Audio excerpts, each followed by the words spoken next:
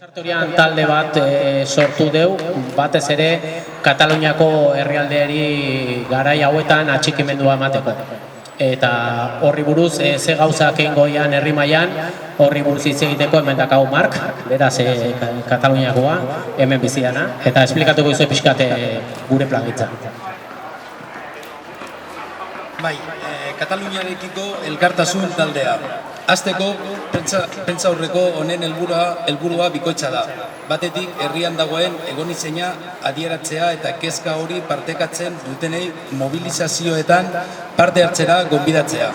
Eta bestetik, udalean aurkeztuko dugun mozioaren nondik norakoak azaltzea.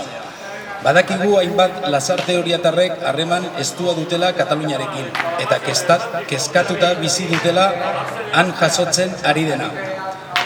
Ongi dakizuenez, 2012an urtean Kataluniako gizarteak eta baita bertako ordezkaritza politikoak independentzia eskuratzeko bideari ekin zion. Bide hortan hainbat mugarri egon dira eta jendeartearen mobilizazio baketsua eta eredugarria izan da.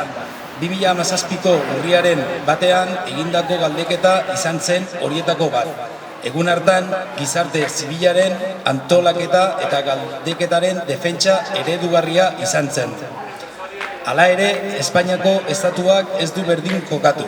Milaka polizia bidali zituen. Poliziak jendea kolpatu zuen eta indarrez ekidin nahi izan zuten jendeak bozkatu ahal izatea. Ondoren atxiloketak hasi ziren. Lehendabizi Jordi Cuixart eta Jordi Sánchezen atxiloketa. Gero, legebiltzarreko eta gobernuko agintarien atxiloketa. Eta azkena, astelen hontan bizi izan dugun polizia operazioa dugu epaiaren aurkako erantzunak kriminalizatzeko helburu garbia duena.